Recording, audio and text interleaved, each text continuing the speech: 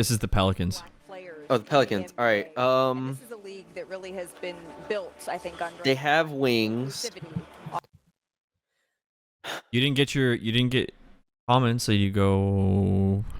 I guess they had Eves, but I know people thought that he might take comment. Do you go Derik Queen? Do you go? They traded up. They traded up somebody. But Carter, Derik Queen and Zion are so repetitive. Carter Bryant would have to be my pick here. Bryant's also kind of repetitive.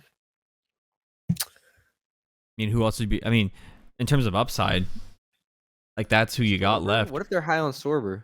Sorber would be sick, like in a good way. I love Sorber. Like that actually kind of makes sense to me. It balances out Messi a decent amount. Like, but then again, what if there's a lot of ways this go. I think he's here. Let's see it. With the 13th pick in the 2025 NBA Draft, I have no clue. The Atlanta Hawks select Derik Queen. Derik Queen. Wow. Gone downhill. Bruni's speechless. He is really low on my board, so I'm not gonna try to be too mean. But okay, yeah, you go. He's 17 on my board, so I think I said going into this draft, I wouldn't mind Derik Queen outside the top 10. Like, I wouldn't hate it. With that being said, I'm curious how this works, and I don't want to get too deep in the fit stuff at this point in the draft. But if he is going to the Pelicans, like, are y'all moving on from Zion? Because that feels very repetitive to me. Yves Messi is a rim runner. Derik Queen cannot shoot the basketball and cannot defend right now at NBA level, and I don't know if he's in the conditioning of an NBA player right now.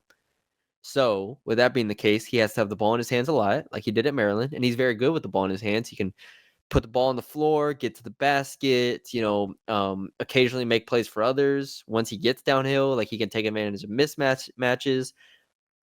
All of that being said, like I don't want the ball in his hands instead of Zion's. I don't want the ball in his hands instead of Trey Murphy, Herb Jones, Jordan Poole's now on the team. Like you just drafted a very on-ball player on a team that has already a good amount of on-ball players. Like I would have liked Derik Queen, like I said, with the Wizards or with the Nets or something like that. But you trade up to get Derik Queen here. This is an interesting pick. I maybe look, if they have a board, let's say, which they do, they have a board. Maybe this is like a clear, like, oh, we have him 10th on our board, and it's like clearly the top guy, right? Just drafting best available, but you don't trade up unless you really see the vision here, right? Yeah, I'm with you. It's just like you said, the conditioning problem is the biggest question for me. And not only that, when you bring in the conditioning, what is he going to play? Like, what's his role defensively? He's not physical enough to be the 5. He's also not laterally quick enough or explosive enough to be a 4. So it's going to be tough. And then not only that, you bring in the 3-point shooting. Like, how well is his scoring really going to be if he can't shoot the 3 ball? So for me, I have him 27th on my board.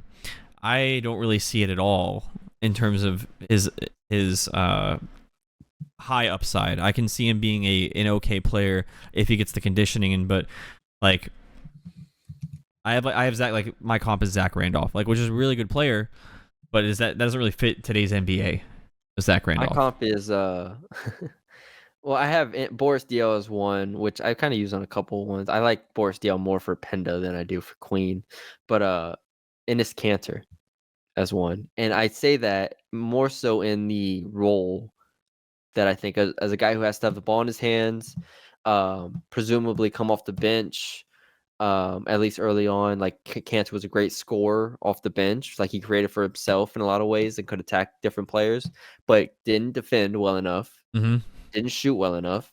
And so the problem with drafting in the lottery, drafting a guy that has this many question marks is like you have to see, and it's similar with Essengay, you have to see a significant step forward in one area.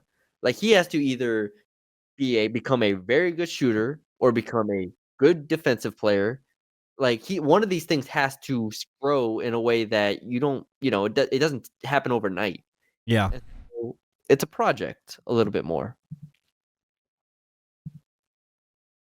Yeah, I mean, I completely agree. So hopefully he ends up working out. Pelicans have selected. I forgot the first pick already that they did. Just to go through it. Fears. So they have Fears and Derik Queen as their 2